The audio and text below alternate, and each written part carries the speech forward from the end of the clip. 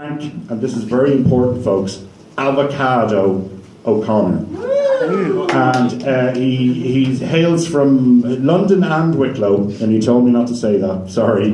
But, so yeah, other than that, just give him a huge round of applause for Mr. Frank Avocado O'Connor.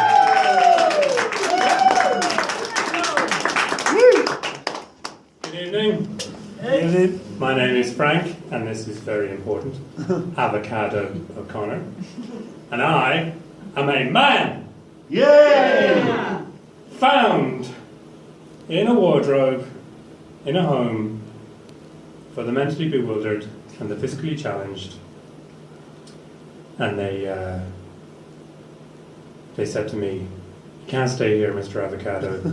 You have to get out into the world." And I said, "No. I don't want to go out into the world. It's a horrible place and it's full of spiders." And they said, "No, you're going out." So they said, "Be positive. Be positive. Get out there." And I said, they said, "Look, when life gives you lemons, make lemonade." And I said, "Yeah, try telling that to the 50 lemonade scientists who were killed when their inadvisedly lemon-shaped plane crashed into the roof of their lemon research centre." And they said, "Sorry, we weren't listening. What did you say?" And I said, "Look, I'm not saying it again." So we compromised. We compromised. They gave me this T-shirt, and they sent me here. Yay! Mr. Man. Yeah, but I am a man. I'm a man with hopes and dreams. Well, not hopes, obviously. I mean, look at me. But I'm a man with dreams. I have a dream. It's a recurring dream. I have it every night. It's a dream of a film. And the film, you may have heard of it, it's called The Human Centipede. Ah, you've heard of it. So, yeah. So you know what it's about. I'm not really sure what the story is. I think it's a load of people and one of them eats a ham sandwich and then I don't know what happens after that. But anyway, in my dream, this film was remade by Disney. And instead of humans, they used dachshunds. They're all together in a circle, pumping away. And it was horrible. Just imagine it. Just picture it for a second. And so I was having this dream. It's awful, and I woke up and Jesus! I turned to my wife because I am married. I'm old enough. So I turned to my wife and I said, she said, "What happened? Was it that nightmare again?" And I said, "Yeah, dachshunds, human centipede and everything." And she said, "This is why we have problems with our marriage." And I said, "Why? Just because, I have this dream of a film." She said, "Well, it's that. There's that. There's the fact that we never communicate. And there's the fact that our sex life is flagging." Yeah, I thought so too. I thought that's a bit unfair. That's a bit unfair. I mean, I tried to spice it up. I put curry powder on the flags. She said, "No, that's not what women want, Frank. That's not what women want." And I said, "Well, what do they want? What do women want?" And she said, "Well, in this case, a divorce." Yeah, I know. So we got divorced. And I did what all divorced men do. I went to a greasy little room. I got out my laptop, I opened it, and I watched endless films of air crash investigation.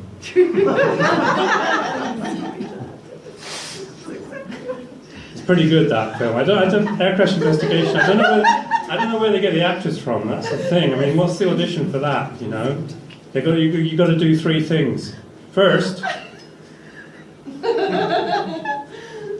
second, third. That's it. That's the audition. Anyway, I phoned my wife to tell her that, and she didn't answer. So I went on this site, OkCupid. OkCupid, they promise you'll find the one, the person, who for the rest of your life will make everything perfect. And I thought, well, that's a stupid idea. So I went on another site, it's called OK Nemesis. I looked through all the I put on my profile, looked through all the people, got up some nerve, put out a little email saying, look, you seem okay, I'd like to meet for a coffee. And I got an email back almost immediately, it was just 2 words. At last.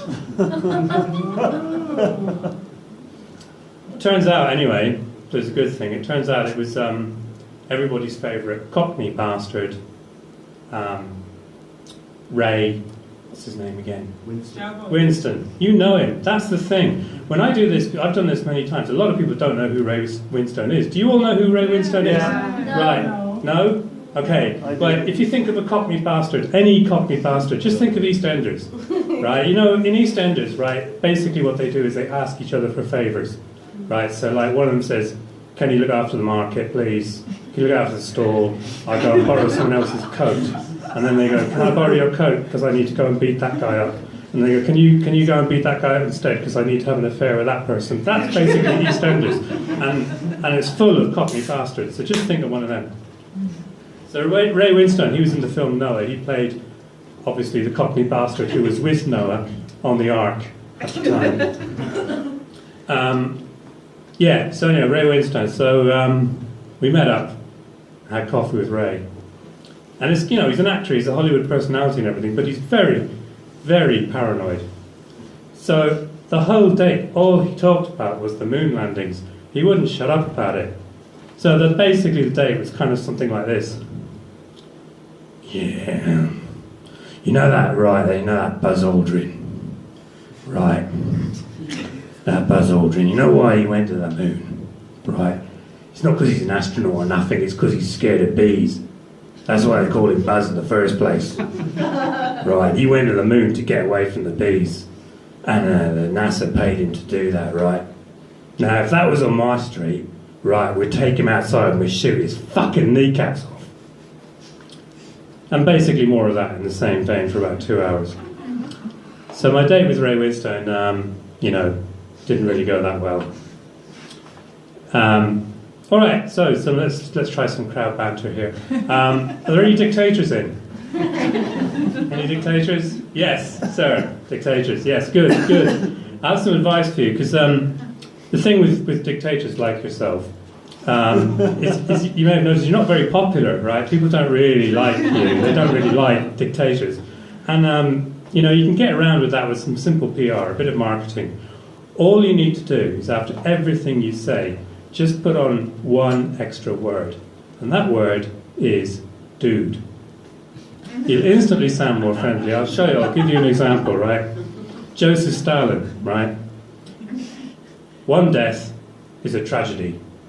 But 1 million deaths, that's just a statistic, dude.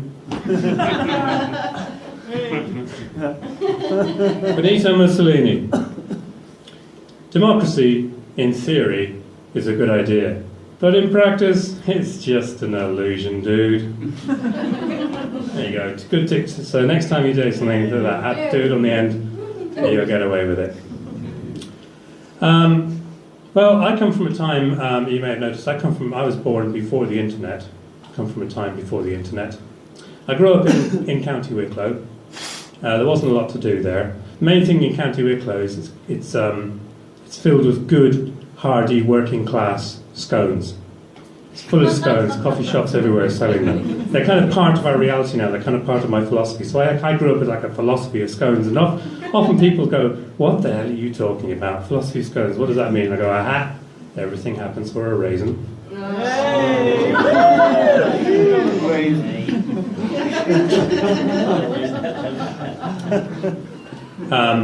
Yeah, growing up in Wicklow. Wicklow it's quite popular now, but it wasn't always that way. They had an advertising campaign, the Wicklow Council, some years ago, and it sort of went something like this. It was like, "Come to Wicklow, you can walk around and shit." That wasn't very successful. It wasn't very specific, so they focused on something specific. They had a head, Bray head, and they said, like, "Come to Wicklow. We've got a head. You can walk around on it and shit." Which all went fine until Hoth heard about that, because they've got a head too. And then Hoth and Wicklow, you know, they got into a big fight. And then Drogheda got involved. Drogheda had their own advertisement. Come to Drogheda. We've got a head. It's a real head of a dead guy in a church. Which is actually true. There is a dead guy in a church. Keep his head there. Oliver Plunkett. They keep it in this kind of brass-shaped rocket in the middle of a cathedral in Drogheda. I have no idea why. I looked him up on Wikipedia, and he's really dull. I mean, he basically didn't like the British, and they killed him. I mean, that's just Irish history. That's nothing special about that. I mean, the only thing interesting about Plunkett is that everybody literally wanted a piece of him. I mean, some of him is in Germany, a bit of him is in Scotland, and his head is actually in Drogheda, which is crazy. I mean, you wouldn't have that today. I mean, you wouldn't go and look for Taylor Swift's elbow in a warehouse in Limerick. I mean, I know I've tried. It's not there. Okay, that's all from me. Thank you very much. Give it up for Frank Avocado O'Connor! Brilliant, mental but brilliant, excellent. Did you enjoy that, folks? Bizarre. Okay, so we're going to kick off the evening with a bit of music here.